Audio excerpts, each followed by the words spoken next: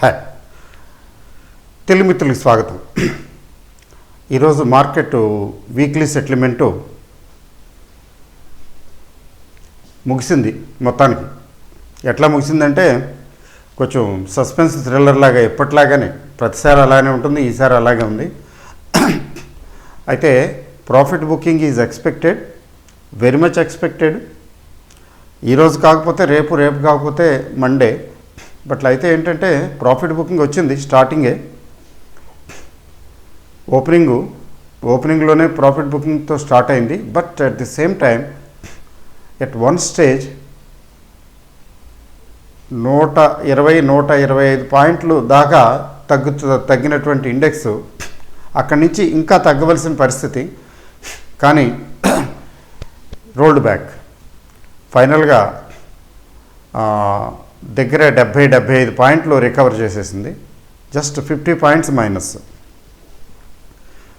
అయితే తమాషా ఏంటంటే ఈరోజు మార్కెట్లో ఉన్న స్పెషాలిటీ, ఈ బేర్స్ 2-3 సార్లు విశ్వ ప్రయత్నం చేశారు గట్టిగా పడేయాలని, తగ్గించాలని.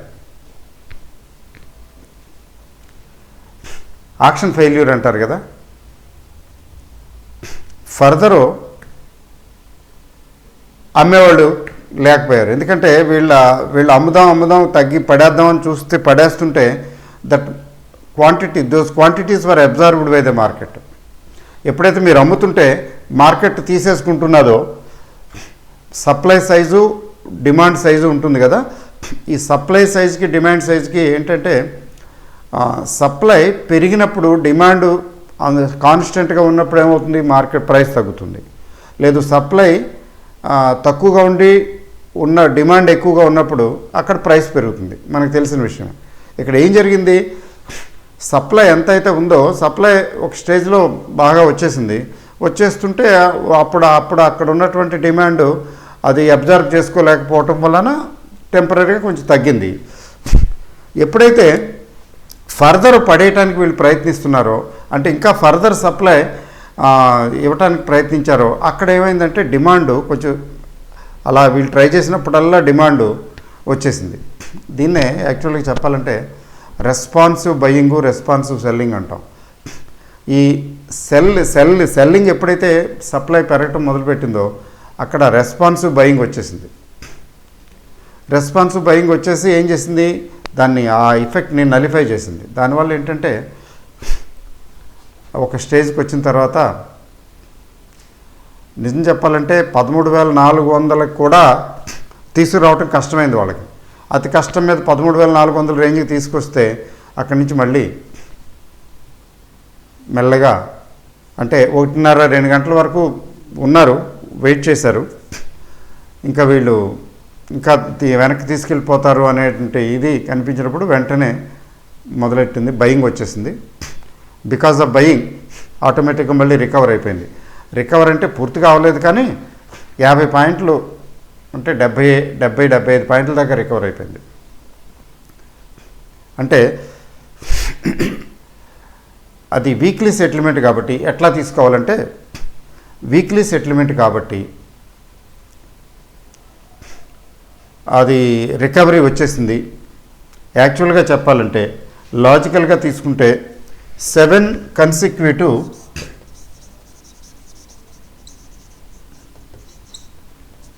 సెషన్స్లో 7 కన్సిక్యూటివ్ సెషన్స్లో రైజ్ అయింది. మార్కెట్ పెరిగింది కదా, పెరుగుతూనే ఉంది. ఎక్కడ నవంబర్ తీసుకుంటే అసలు ఎక్కడైనా ఆగిందండి? నవంబర్ ఎక్కడ ఆగలేదు కదా. అలానే December made a good opening. Openers బ్రహ్మాండంగా కొట్టి వెళ్ళిపోయారండి. Second down, third down, fourth down అంటారు కదా. తర్వాత ఓపెనర్స్ కొట్టే ఫట బాధేసి వెళ్ళిపోయారు. వచ్చిన వాళ్ళు కూడా ఏం తగ్గలేదు, వీళ్ళు కూడా బాగానే బ్యాటింగ్ చేస్తున్నారండి, వీళ్ళు అవుట్ అవ్వలేదు అంటాం కదా. అట్లా డిసెంబర్ నెలలో కూడా ఈ 10 రోజులు తీసుకున్నట్లయితే ఈ డిసెంబర్ కూడా విన్నింగ్ స్ట్రీకే. డిసెంబర్లో కూడా పైకి వస్తూనే వచ్చింది. 7 కన్సిక్యూటివ్ డేస్ వచ్చిన తర్వాత, రైజ్ అయిన తర్వాత daily on an average 70-80 points పెరిగినట్టే లెక్క. ఎప్పుడో ఒకరోజు 20 పాయింట్లు, కానీ రోజు దాదాపు 100 పాయింట్లు లేకపోతే 1% అలా పెరిగాయి కదండి. మరి నిన్న తీసుకున్నట్లయితే పర్టికులర్గా 135 పాయింట్స్ దాకా పెరిగింది కదా. అన్ని పాయింట్లు పెరిగిన తర్వాత ఇవాళ 50 పాయింట్లు తగ్గటం అంటే ఏంటంటే it's an indication of a strong bull market. పెరిగే పాయింట్లు ఎక్కువగా ఉండి తగ్గే పాయింట్లు తక్కువగా ఉండటం, లేదా 4 రోజులు పెరిగి 1 రోజు తగ్గటం. ఇప్పుడైతే 4 రోజులు కాదు, ఏకంగా 7 రోజులు పెరుగుతూ 1 రోజు తగ్గింది, అది కూడా 50 పాయింట్లు.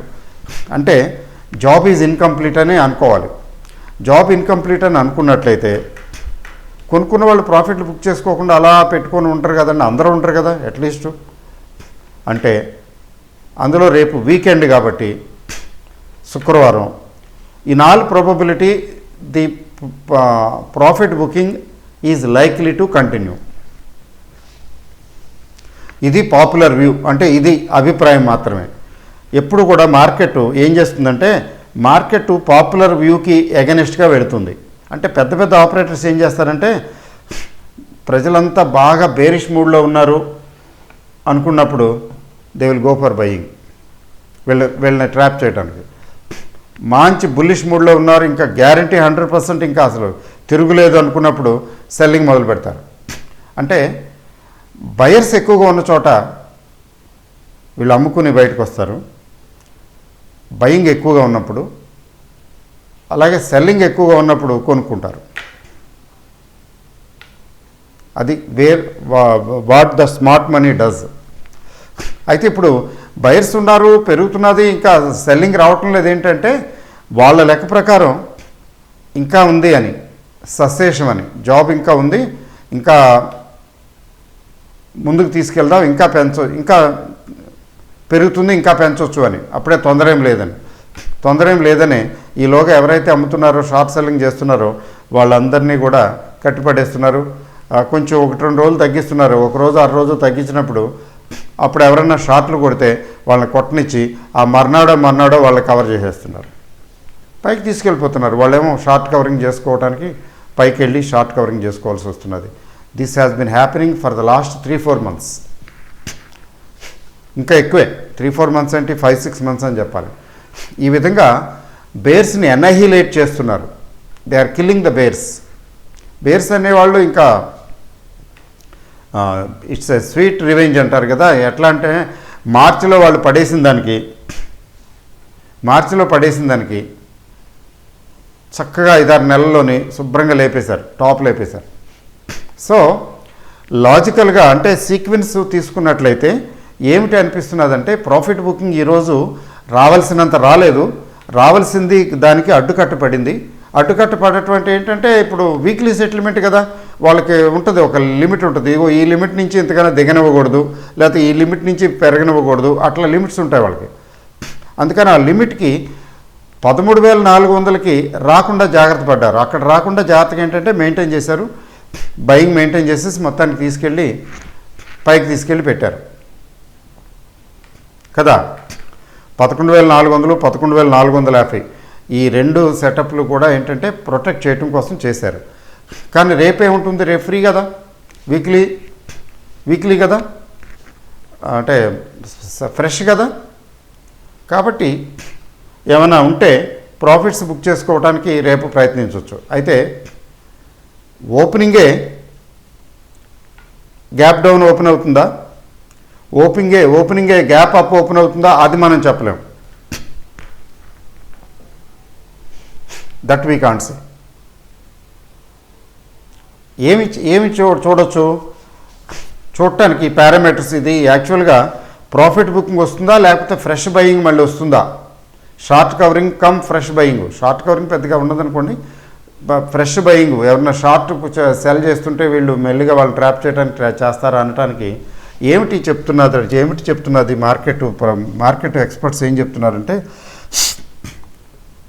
13,360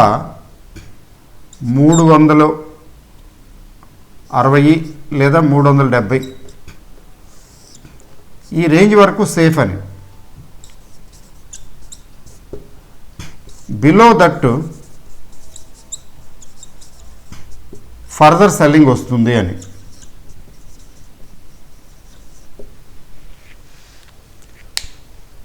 అంటే చాలా దగ్గర. మీకు ఓపెనింగే 13,360కి వచ్చింది అనుకోండి, ఓపెనింగే 13,340 360కి వచ్చింది అనుకోండి, ఏముంది పెద్ద కష్టమే ఉంది, 100 పాయింట్లు అటు ఇటు, 70 పాయింట్లు అటు ఇటు కదా. ఓపెనింగే ఇక్కడ వచ్చింది అనుకోండి, ఫర్దర్ సెల్లింగ్ పాసిబుల్, కానీ కాషస్గా ఉండటం అవసరం. ఎందుకని ఫ్రైడే ఒకవేళ సెల్ చేసి వెళ్ళిపోయినా, ప్రాఫిట్ బుక్ చేసేసుకున్నా, మండే కూడా ప్రాఫిట్ బుకింగ్ కంటిన్యూ అవుతుందా అంటే చూడాలి, వేచి చూడాలి. We cannot say now, in advance చెప్పడానికి లేదు. ఎందుకంటే ఫ్రైడే అమ్మేసుకుని మళ్ళీ మండే మళ్ళీ మొదలు పెట్టేసి వరుస పెట్టి కోసి పారేస్తే ఫినిష్, మళ్ళీ పెరిగిపోతుంది మండే. అంటే దిస్ ఈజ్ వన్ ప్రాబబిలిటీ. అయితే ఇది పైకి వెళితే 13,550 క్రాస్ అయి పైకి వెళ్ళేటట్టయితే ఇది దగ్గర 700-800 దాకా వెళ్ళిపోతుందని. అయితే రేపు వెళ్ళిపోతుందని కాదు, రేపు వెళ్ళటానికి ఛాన్సెస్ చాలా తక్కువలేండి. అంటే కమింగ్ వీక్లో మళ్ళీ ఇది 13,750 13,800 ఆ టార్గెట్, హయ్యర్ టార్గెట్స్ని చూస్తుంది అని అర్థం. అంటే 13,500 క్రాస్ అయి పైకి వెళితే రేపటి ఆ ట్రేడింగ్లో 13,500 క్రాస్ చేసేసి పైకి వెళ్ళేటట్టయితే అంటే ఫర్దర్ టార్గెట్స్, ఫర్దర్ అప్పర్ టార్గెట్స్ని వెతుక్కుంటున్నది మార్కెట్ అని అర్థం. అయితే కిందకు వస్తుంటే ఇంకా ఫర్దర్ వెళ్ళటానికి బిలో సపోర్ట్ లెవెల్స్ని వెతుక్కుంటుందని అర్థం. బిలో సపోర్ట్ లెవెల్స్ అంటే మళ్ళీ ఇమీడియట్గా 13,200 13,250 రేంజ్లో మళ్ళీ సపోర్ట్ ఉంది. మళ్ళీ అక్కడ ఒక టెస్ట్, అది కూడా అధిగమిస్తే అప్పుడు కిందకి వెళ్తుంది. అదర్వైజ్ మళ్ళీ 13,260 250 నుంచి మళ్ళీ తిరుగు ప్రయాణం మొదలుపెడుతుంది. ఏది ఏమైనా మనం చేసేది గెస్సింగే, ఇంకెక్కువ దీని గురించి మాట్లాడాల్సిన అవసరం లేదు. సింపుల్గా ఏంటంటే స్మాల్ కరెక్షను, అంటే ప్రాఫిట్ బుకింగ్ ఇన్ఎవిటబుల్. ఇవాళ రేపో ఎల్లుండో ఎప్పుడైనా కానీ ఇవాళ వచ్చిన ప్రాఫిట్ బుకింగు ఇన్సఫిషియెంట్, ఇన్ఎడిక్వేట్, అంటే సఫిషియెంట్గా లేదు, సరిపడా రాలేదు. ప్రాఫిట్ బుకింగు సరిపడా రాలేదు కాబట్టి ఇంకా ఒక విడత రేపు కానీ నెక్స్ట్ వీక్ కానీ ఇంకొంచెం రావాలి. Let us wait for them, అంతే. అందువలన ఏమిటి దీని మోరల్ ఆఫ్ ది స్టోరీ ఏంటంటే, షార్ట్ టర్మ్ కోసం ఎవరైనా కొనుక్కునే వాళ్ళు ఉన్నా కూడా వెయిట్ చేయొచ్చు, వెయిట్ చేస్తే మంచిది. ఎందుకని 100-200 పాయింట్లు, ఎంత 70-80 పాయింట్లు 100 పాయింట్లు వచ్చిన తర్వాత కొనుక్కోవటం బెటర్ కదా. ఫర్ ఎగ్జాంపుల్ నిన్న సౌత్ ఇండియన్ బ్యాంకు 15% 14% ఎంతో బాగా పెరిగింది. కానీ ఈరోజు కొంచెం 3% 4% కరెక్షన్ వచ్చింది. అది ఆ ఇండికేటరు ఏంటంటే 15% పెరిగి 4% తగ్గిందంటే అంటే అందులో ఏమాత్రం స్ట్రెంగ్త్ తగ్గలేదు, అందులో స్ట్రెంగ్త్ తగ్గలేదని అర్థం. అంటే బుల్లిషే, దాని అర్థం బుల్లిష్ అనే. నిన్న 15% పెరిగి ఇవాళ కూడా 10% 15% పెరిగిందంటే వెరీ వెరీ బుల్లిష్ అని. ఫర్ ఎగ్జాంపుల్ మీకు జస్ట్ ఊరికే మీకు ఐడియా కోసం చెప్తున్నాను, చూడండి. నిన్న ఎస్ బ్యాంకు 10% ఎంతో పెరిగినట్టుంది సుమారుగా.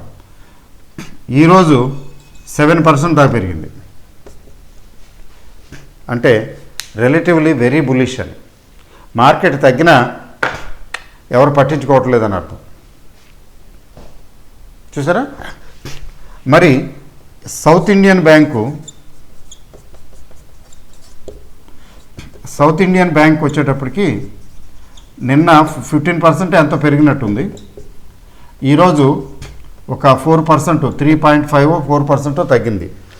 అంటే ఇందులో దీని చావ తగ్గలేదని, ఇంకా దీని స్ట్రెంగ్త్ పోలేదు అని, అంటే ఇప్పటికీ బుల్లిష్ అని. మార్కెట్ తగ్గితే ఇది పెద్దగా తగ్గలేదు. 15% పెరిగి అంత 2 సెషన్స్ కిందట అనుకుంటా, అప్పుడు కూడా అలాగే 10-15% ఒకసారి పెరిగింది.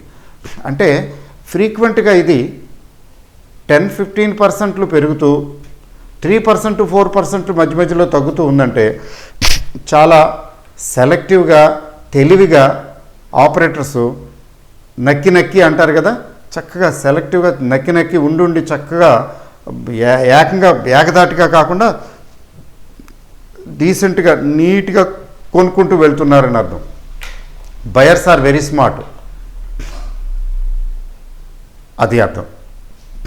So it is still bullish, it is very bullish. అలాగే చూడండి IFCI నిన్న డిస్కస్ చేశాను కదా, IFCI నిన్న కూడా పెరిగినట్టుంది కదా, నిన్న పెరిగింది, ఇవాళ కూడా పెరిగిందండి. 15-16% పెరిగింది. ఈరోజు కూడా చూడండి, నిన్న అంతే. అంటే రోజుకి 15%, 10%, 15% పెరగటం అంటే అర్థం ఏంటంటే గట్టిగా పట్టుకొని ఉన్నారని అర్థం. ఎన్నాళ్ళు పట్టుకుని ఉంటారు that we don't know. DHFL ఉంది ఫర్ ఎగ్జాంపుల్, ఎంతో కాలంగా DHFL అది అప్పర్ సర్క్యూటే, వదిలేస్తే ఒక్కరోజే 20% పెరిగిపోయినా ఆశ్చర్యం లేదు. అందుకని వదలటం లేదు, వీళ్ళు కొనేవాళ్ళు వదలటం లేదు. ఎవరు కొంటున్నారు మహానుభావులు, మీరు నేను కాదు కదా, పట్టుకొని ఉన్నారు. ఎవరైనా అమ్మేవాళ్ళు ఉంటే ఏ రోజుకి ఆ రోజు కొనేస్తున్నారు. ఎంత అమ్మినా మేము కొనేస్తామని రెడీగా ఉన్నారు. అంటే అప్పర్ సర్క్యూట్లో నడుస్తున్నది. మరి V2 రిటైల్ మీరు వినే ఉంటారు కదా, చూసారా? V2 రిటైల్ ఇట్లా చాలా ఉన్నాయనుకోండి, ఊరికి ఎగ్జాంపుల్ చెప్తున్నా. నా దగ్గర పడి ఉన్నాయి అందుకనే చెప్తున్నా. నేను కొన్నది చాలా ఎక్కువ రేటు, 200 దగ్గర కొన్నది. ఏం చేయను, మధ్యలో ఒకసారి ఎప్పుడో యావరేజ్ చేశాను, ఆ తర్వాత నాకు ఇసుకెత్తింది. ఎందుకు యావరేజ్ చేయడం, పోతే ఉంటుందిలే అని. అది రోజు 5% అప్పర్ సర్క్యూట్ కొట్టేసింది. మొన్న ఒకసారి జస్ట్ ఓపెన్ అయితే అనుకుంటా, నిన్నో మొన్న జస్ట్ ఓపెన్ అయితే ఊరికే ట్రై చేయడం కోసం ఒక 50 క్వాంటిటీ 100 క్వాంటిటీ పెడితే వాళ్ళు ఎంత స్మార్ట్ అంటే 5 షేర్లు 6 షేర్లు అంటే ఓపెన్ అయింది, అంటే అప్పర్ సర్క్యూట్లో లేదు. స్టార్టింగ్లో 5 షేర్లు 6 షేర్లో నేను పెట్టిన రేట్కి ఇచ్చేశారు అంతే. ఆ తర్వాత ఫినిష్, మళ్ళీ అప్పర్ సర్క్యూట్కి వెళ్ళిపోయింది. 5 షేర్లు 6 షేర్లు ఏం చేసుకుంటాను, సరే ఉన్నాయనుకోండి, చెప్తాను ఎగ్జాంపుల్. ఇది కంటిన్యూస్గా అప్పర్ సర్క్యూట్. ఇట్లా ఏంటంటే ఇవన్నీ ఈ ఇండికేటర్స్. మరి జేపీ అసోసియేట్స్ అసలు ఎందుకు పనికిరాని స్టాక్ అనే కదా అంటారు చెప్పేది. జేపీ అసోసియేట్స్ ఇవాళ కూడా సమ్ 8% ఎంతో 7% పెరిగింది అప్పు. మార్కెట్ డైరెక్షన్ ఏంటి, మార్కెట్ డైరెక్షను ఈ రోజంతా ఆల్మోస్ట్ డౌనే కదా, పాజిటివ్గా వెళ్ళలే లేదు. తగ్గిన తర్వాత పైకి వెళ్ళలేదు కదా. మరి అలాంటప్పుడు కూడా జేపీ అసోసియేట్స్ పెరిగింది అంటే గట్టిగా ఆపరేటర్స్ ఉన్నారన్నమాట వీటి మీద. అయితే మనకి డబ్బులు ఇట్లాంటి వాటిల్లోనే ఎక్కువ. కొంతమంది ఏం చేస్తారంటే 10% పెరుగుతుందా, ఆల్మోస్ట్ రోజు పెరుగుతుందే, అందటం లేదే అని చెప్పి అప్పర్ సర్క్యూట్లో లేదు కదా, సరే ఓ ₹1,00,000 పెట్టేస్తాను. ఏంది ₹1,00,000 పెడితే 10,000 15,000 వచ్చేస్తాయి. కొంతమంది అయితే 10 లక్షలు పెడతాను, 10 లక్షలు పెట్టేస్తాను, చూస్తాను లక్షన్నర వచ్చేస్తుంది. ఓ రోజుకో 2 రోజులకో. క్విక్ మనీ కదా, ఒక రకంగా ఈజీ మనీ కూడా అలా అనిపిస్తుంది. అలా కొనేస్తారు. 1,00,000 2 లక్షలు 5 లక్షలు వాళ్ళ దగ్గర ఉన్న డబ్బులను బట్టి. కొంతమంది అయితే మరీ అక్కడెక్కడ చేయబద్దులు చేసి కూడా కొనేస్తారు. బివేర్. ఇది స్టాక్ మార్కెట్లో అవి పనికిరావు. ఎందుకని పనికిరావు అంటే మనం కొనేస్తాము, ఆ మర్నాడు లోవర్ సర్క్యూట్కి వెళ్ళిపోతే ఆల్ సెల్లర్స్ నో బయర్స్ అయితే. అందువల్ల ఇలాంటి స్టాక్స్ మన దగ్గర ఉంటే ఓకే, ఉంచి ఏదో ఒక స్టేజ్లో మరిగా బయటకు వచ్చేసి దండం పెట్టేటవి పెరుగుతుంటాయి.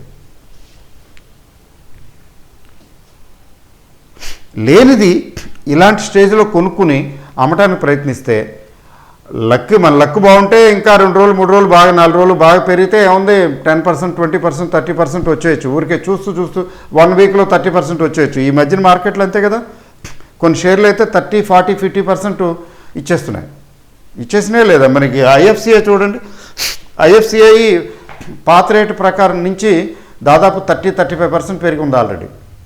2-3 సెషన్లే.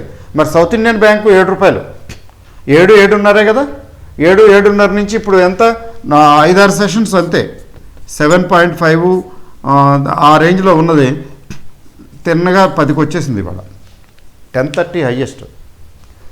అంటే 1/4 అంటే 3-4 సెషన్స్. చిన్న చిన్న స్టాక్స్ ఇలాంటి బుల్ మార్కెట్లో ఇలా పెరుగుతుంటాయి. అయితే మనం ట్రై చేయొచ్చు, ఆ మాత్రం వెంచర్ చేయకపోతే ఎలాగండి అనుకుంటే స్మాల్ క్వాంటిటీ, అంటే మరీ స్మాల్ అయితే కాదులేండి, మీకున్న కెపాసిటీలో ఒక 10వ వంతు, ఒక ₹1,00,000 లెవెల్ అనుకోండి, ₹1,00,000 ఇన్వెస్ట్మెంట్ వాళ్ళు అనుకోండి, 10,000, అంతకని ఎక్కువ ట్రై చేయకూడదు. ఎందుకని? ఒకవేళ ఏదైనా అయితే అసలు క్యాపిటల్ పోతుంది కదా, క్యాపిటల్ పోయే అవకాశం ఉంది. లోవర్ సర్క్యూట్కి వెళ్తే ఆల్ సెల్లర్స్ నో బయర్స్ అయితే స్టాక్ను బట్టి ఉంటుంది. వెళ్ళేటప్పుడు స్టాక్ను బట్టి, ఫర్ ఎగ్జాంపుల్ జేపీ అసోసియేట్సో లేకపోతే క్వాలిటీ లిమిటెడో లేకపోతే అట్లాంటివి ఉన్నాయనుకోండి, ఏది యూనిటెక్ లాంటివి అనుకోండి, లేకపోతే ఎడ్యుకామ్ సొల్యూషన్స్ అట్లాంటివి అనుకోండి, పడుకొని అసలు ఏమి ఇది కానటువంటివి ఉన్నాయి, నాన్ రెస్పాన్సివ్ స్టాక్స్ సడన్గా పెట్టడం మొదలుపెట్టినాయి అనుకోండి, వాటిలో ప్రాబ్లం ఉంది. That risk is there. But of course మీకు సౌత్ ఇండియన్ బ్యాంక్ లాంటి వాటిలో, ఎస్ బ్యాంక్ లాంటి వాటిలో అట్లా ఎక్స్పెక్ట్ చేయక్కర్లేదులేండి, అట్లా ఛాన్సెస్ చాలా తక్కువ. బట్ అట్లా అని చెప్పి ఎక్కువ క్వాంటిటీలు ఎక్కువ అమౌంట్లు పెట్టి కొనకండి. అక్కడ కూడా even South Indian Bank, Yes Bank లాంటివి కూడా మీరు చూద్దాము రోజుకి పెరుగుతున్నాయి, let me try my luck అంటే అక్కడ కూడా చిన్న క్వాంటిటీతోనే ట్రై చేయాలి. అంటే అది పొరపాటున లోవర్ సర్క్యూట్కి వెళ్ళిపోతే మన పొజిషన్ బ్రేక్ డౌన్ అయిపోయినట్టు అయిపోకూడదు. ఇంతకుముందు చెప్పే ఉంటాను నేను మీకు, ఈ స్టోరీ చెప్పక తప్పదు, చెప్పుంటే ఇంకోసారి అనుకోండి, తెలియని వాళ్ళు కొత్త వాళ్ళు ఉన్నారేమో. ఆర్మీలో పనిచేసే ఆ అబ్బాయి, సగటు మిడిల్ క్లాస్ ఫ్యామిలీ,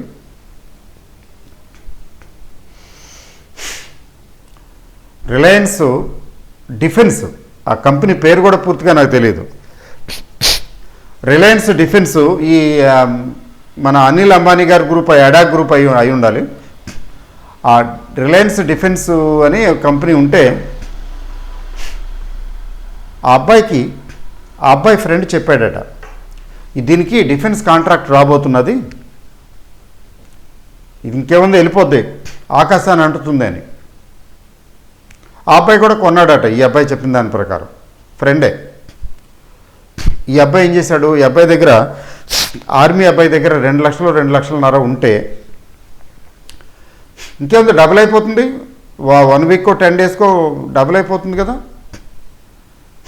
తీసుకెళ్ళి 2.5 లక్షలు అందులో పెట్టేశాడు.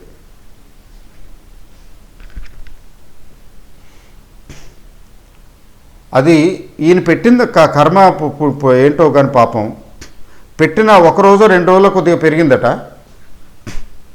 ఆ తర్వాత లోవర్ సర్క్యూట్లోకి వెళ్ళిపోయింది. అంటే పీక్ టైంలో కొన్నాడు పాపం. కిస్మత్ అంటాం కదా, మనం కాషస్గా వ్యవహరించకపోతే కిస్మత్ మనల్ని రూల్ చేస్తుంది. అంటే లక్కు, బ్యాడ్ లక్ అనేవి మనల్ని రూల్ చేస్తాయి. వాటిల్ని మనం రూల్ చేయాలంటే మనం కొంచెం లాజికల్గా వ్యవహరించాలి, కొంచెం జాగ్రత్తగా చేయాలి. లేకపోతే we are totally depending on luck. That is very dangerous. లైఫ్లో ఎప్పుడు కూడా టోటల్గా లక్ ఫ్యాక్టర్ మీద డిపెండ్ అవ్వకూడదు. ఆటో పైలట్ సిస్టమ్లా అయిపోతుంది. That is not advisable. So తర్వాత ఏమైంది, తర్వాత లోవర్ సర్క్యూట్లోకి వెళ్ళిపోయింది. ఆ అబ్బాయి నన్ను కాంటాక్ట్ చేసే టయానికి ₹30 ₹40 ఇంకా తక్కువే అనుకుంటాను. అప్పుడు మాట్లాడుతున్నాడు, నేను చెప్పాను, 1-2 సార్లు చెప్పాను ఇట్లా సో అండి. అప్పుడు నా లెర్నర్స్ గ్రూప్లో ఆ అబ్బాయి జాయిన్ అయ్యాడు ₹1000 కట్టి. సరే బాబు, ఇది ఒకసారి తీసేయంటే భయపడతాడని చెప్పి 50% లేపారా నాన్న అని చెప్పాను. అప్పుడే 40స్లోనో 50స్లోనో ఏడ్చుకుంటూ బాధపడుతూ ఎంతో చాలా ఎక్కువ కొన్నాడు. అప్పుడు 1/3 1/4 వస్తున్నది పెట్టిన డబ్బుల్లో. అప్పుడు 50% తీసేశాడు అతని సాటిస్ఫాక్షన్ కోసం. మళ్ళీ ఏంటి సార్ అంటే, బాబు దీని పరిస్థితి ఇంతే, మరి నీ ఇష్టం అంటే ఆ ఉన్నాయి కూడా ఎప్పుడో ఏదో 1.5 అమ్మేశాడు. ఇంకా తగ్గిపోయింది అప్పటికి. అంటే వెరసి 80% ఎంతో లాసు, 20% ఎంతో చేతికి వచ్చింది అతనికి, 15%. ఆ తర్వాత పాపం అది ఏదో స్పెషల్ పర్పస్కి పెట్టుకున్నానండి ఏదో చెప్పాడు. అది చాలా హృదయ విదారకమైనటువంటి విషయం. ఎందుకంటే ఆ అబ్బాయి దగ్గర అన్ని డబ్బులు లేవు, ఏదో జీవితాంతం కూడబెట్టిన డబ్బులు లాంటివి, పెద్ద అమౌంట్ ఒకేసారి పెట్టేశాడు. ఇప్పుడు వాళ్ళ ఫ్రెండ్ ఇస్తాడా తీసుకొచ్చి పాపం. ఆ తర్వాత నుంచి మాత్రం జాగ్రత్తగా ఉన్నాడు, అప్పుడప్పుడు చేస్తుంటాడు, ఫోన్లు చేస్తుంటాడు. ఆ తర్వాత నుంచి కొంచెం సెలెక్టివ్గా చేసుకుని చిన్న చిన్న క్వాంటిటీలు కొనుక్కుని అప్పుడప్పుడు అమ్ముకుని, మొత్తానికి ఈవెన్ కోవిడ్ టైంలో కూడా కొన్ని బాగా తక్కువలో ఉన్నప్పుడు కొనుక్కుని తర్వాత కొంచెం అమ్ముకుని అట్లా చేసుకుంటుంటాడు, చేస్తున్నాడు. ఎంత చేసినా 40-50 వేలు కూడా రికవర్ అయ్యి ఉండదు ఇప్పటికి అతను. ఎందుకంటే అంత పెట్టుబడి లేదు, మేజర్ పెట్టుబడి పోయింది. ఇప్పుడు తక్కువ పెట్టుబడితో 40 వేలు, 50 వేలు, 60 వేలతో చేస్తున్నాడు. తర్వాత అదే టైంలో నేను ఎంబీఎస్ అనుకుంటా, అప్పుడు ఎంబీఎస్ కోర్స్ స్టార్ట్ చేసిన తర్వాత ఎంబీఎస్ చేసే వాళ్ళలో ఒక ఆయన పెద్ద పార్టీ నాకు ఫోన్ చేశాడు. సార్ ఇలాగా డిఫెన్స్ ఇట్లా ఉంది, రిలయన్స్ డిఫెన్స్, అది ఇది సేమ్ కంపెనీ, ఇప్పుడు ఏం చేయమంటారు. అతను 4 లక్షలు 5 లక్షలు పెట్టాడు. అతనికైతే కొంచెం అర్థమైపోయింది, కొంచెం సౌండ్ పార్టీ అని చెప్పేసాను. ఇది ఇట్లాంటివి డౌట్ అండి, మీరు మీ ఇష్టం, వచ్చేస్తే ఎగ్జిట్ అయిపోతే మంచిదని. మరి ఎగ్జిట్ అయిపోయాడో లేదో నాకు తెలియదు. ఎగ్జిట్ అయిపోతే అప్పుడు కనీసం ఒక 70% 75% రికవర్ అయిపోయి ఉంటుంది. 75% కాదు, 75% లాస్ తోటి బయటపడి ఉంటాడు, 70-75%. లేకపోతే ఇంకా టోటల్గా పోయినట్టే కదా. కొద్దిగా మనిషి కొద్దిగా ఎక్స్పీరియన్స్డ్ అనిపిస్తున్నాడు. కాకపోతే ఏంటంటే ఇట్లా చేస్తుంటారు కొంతమంది. నేను ఈ వీడియోలో ప్రత్యేకించి ఎందుకు చెప్తున్నానంటే, దిస్ ఈజ్ ద టైం. ఇలాంటివి వస్తుంటాయి, టెంప్ట్ చేస్తుంటాయి. ఎంత టెంప్ట్ చేస్తాయంటే, కొన్ని కంపెనీలు వారం 10 రోజుల్లో 50% పెరిగిపోతాయి. 30% పెరగనివ్వండి, ఒక వారంలో 30% పెరిగితే ఇక ఎక్కడో దాకెందుకు, ఐఎఫ్సిఏ రాలేదా, ఇంకా రాదని చెప్పడం లేదు, రాదనేం కాదు చెప్తున్నా ఊరికే. ఇలాగా 30% 50% పెరుగుతుంటే టెంప్టేషన్ రాదండి. 10,000 పెడితే 5,000 వస్తుంది, 3,000 వచ్చింది, 10,000 పెట్టాను 3,000 వచ్చింది, ఇదేంటి ₹1,00,000 పెడతాను. మనిషి హ్యూమన్ సైకాలజీ కదండి. నేను ₹1,00,000 పెడతాను, అప్పుడు 30,000 40,000 వస్తే అది కొంచెం వర్త్ కనపడుతుంది డబ్బు. 10,000 పెట్టి 3,000 తీసుకుంటే ఏంటి, నా దగ్గర 5 లక్షలు ఉన్నాయి, పెట్టేస్తాను, ఏదైతే అదైంది. 10 షేర్లు 15 షేర్లు కొనటం, తలకాయ నొప్పి పెట్టుకొని కొనుక్కోలేగా పెట్టుకొని చూడటం, ఎప్పుడో అది పెరిగింది తగ్గిందని చూసుకోవటం, ఏంటి కొడితే జాక్పాట్ అలాగే కొట్టాలి, అట్లా చేసేస్తారు. నా మనవి ఏంటంటే, విన్నపం ఏంటంటే, మీరు కంపెనీ గురించి మీకు కాస్త కోస్త తెలిస్తే పర్వాలేదు అనుకుంటే అప్పుడు పెట్టండి, కానీ అంత పెట్టకండి. ఫర్ ఎగ్జాంపుల్ ఎస్ బ్యాంక్ గురించో సౌత్ ఇండియన్ బ్యాంక్ గురించో మాట్లాడాలనుకోండి, లేదు V2 రిటైల్ గురించి కూడా మాట్లాడాలనుకోండి. V2 రిటైల్ లేదనుకోండి, ఓపెన్గా లేదు, కొంచెం వెంచర్ చేయొచ్చు. ఎందుకు వెంచర్ చేయొచ్చు అంటే, కొంచెం రన్నింగ్ కంపెనీలే, ఓకే సౌండే రన్నింగ్ కంపెనీలే, బట్ ఇప్పుడు ఏదో కొంచెం గుడ్ న్యూస్ రావటం వల్ల, ఇంకోటి వల్ల, లేకపోతే అక్యూములేషను, ఎక్కువ మంది అంటే గట్టిగా కొనేస్తున్నారు, దానివల్ల పెరుగుతున్నది. ఆపరేటర్స్ పడ్డారు దీని మీద, సింపుల్గా చెప్పాలంటే ఆపరేటర్స్ వీటి మీద పడ్డారు. ఇంకా కొన్నాళ్ళు పెరిగే అవకాశం ఉంది. ఒకవేళ పెరగకపోతే, అక్కడితో ఆగిపోతే లేదా తగ్గితే పర్వాలేదు, నేను ఉంచుకున్నా కానీ లాంగ్ రన్లో బాగుంటాయి. ఎగ్జాంపుల్ లాంగ్ రన్లో బాగుంటాయి అని చెప్పొచ్చు. ఎస్ బ్యాంక్ కానీ సౌత్ ఇండియన్ బ్యాంక్ అయితే మొత్తానికి లాంగ్ రన్లో నిలబడతాయి. ఎందుకంటే రన్నింగ్ కంపెనీలు కాబట్టి. అందులో రన్నింగ్ కంపెనీలే కాదు, బ్యాంకులు, రన్నింగ్ కంపెనీలు కావటమే కాదు గొప్ప, అక్కడ బ్యాంకులు అండోయ్. బ్యాంకులను ఎప్పుడూ కూడా గవర్నమెంటు ఏది మూతపడనివ్వదు. మొత్తానికి ఏదో చేసి ఇంకో దానిలో మర్జ్ చేసి లేకపోతే టేక్ ఓవర్ చేయించి ఎట్లా చేయించి మొత్తానికి, ఎందుకంటే ఇన్వెస్టర్స్ కంటే కూడా బ్యాంకులో డిపాజిట్ చేసే డిపాజిటర్స్ కాన్ఫిడెన్స్ పోకూడదు.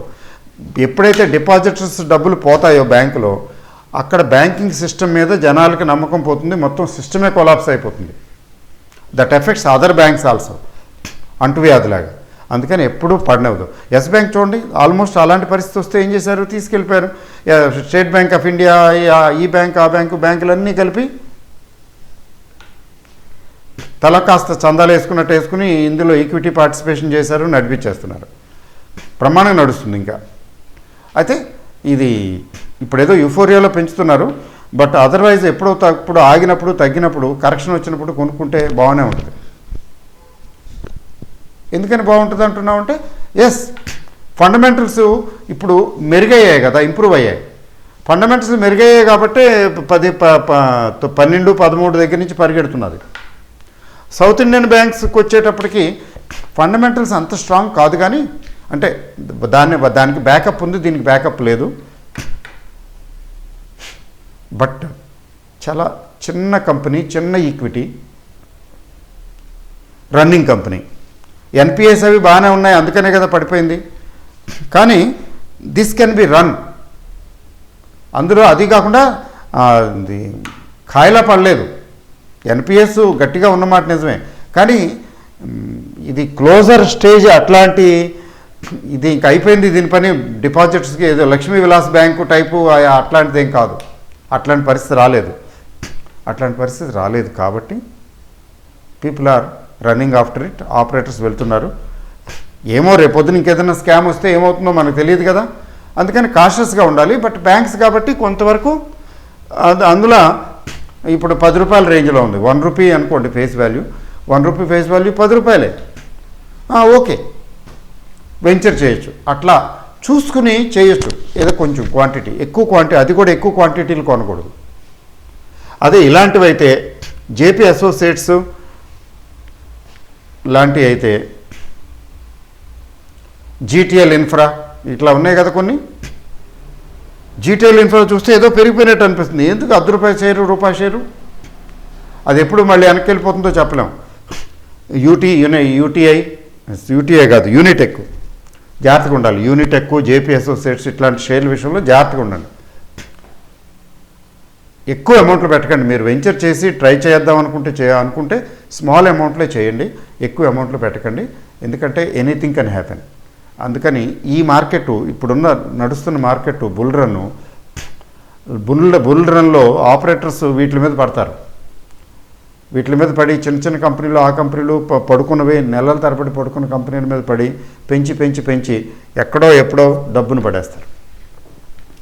ఈలోగా పెట్టుకుని ఇంకా పెరుగుతుంది, ఇది 10 అయిపోతుంది, ఇది 20 అయిపోతుంది, 50 అయిపోతుంది అని పెట్టుకున్నటువంటి స్మాల్ ఇన్వెస్టర్ బుక్ అయిపోతాడు. అందుకని ఇట్లాంటి షేర్ల జోలికి వెళ్ళకండి. ఎప్పుడన్నా ఏదైనా కొనదలుచుకుంటే ఇది రోజు పెరిగిపోతుంది అనిపిస్తే ఎన్ని రోజులుగా పెరుగుతుందో చూడండి. చాలా రోజులుగా పెరుగుతుందంటే మళ్ళీ జాగ్రత్తగా ఉండండి. ఏదో ఈ మధ్యనే 1-2 సార్లు పెరిగింది, కొంచెం అప్వార్డ్ మూమెంట్లోనే ఉందంటే ట్రై చేయండి. ట్రై చేసే ముందు దాని గుణగణాలు ఎంచండి. ఇదేంటి, రన్నింగ్ కంపెనీయా లేకపోతే పడుకున్న కంపెనీ?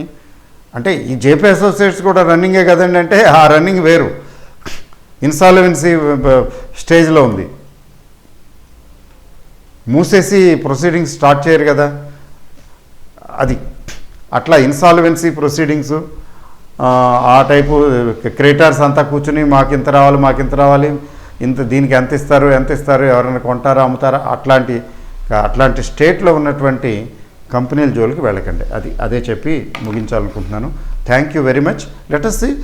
ఊరికే మనం గెస్ట్ చేస్తున్నాం, రేపు కూడా కొంచెం ప్రాఫిట్ బుకింగ్ వస్తుందని అనుకుంటున్నాం. రావాలనేం లేదు, వస్తే మంచిదే, రాకపోయినా మంచిదే. వస్తే ఎందుకు మంచిదంటే కరెక్షన్ వచ్చినప్పుడు మళ్ళీ ఫ్రెష్ రెన్యూడ్ బయింగ్ వస్తుంది. Thank you very much.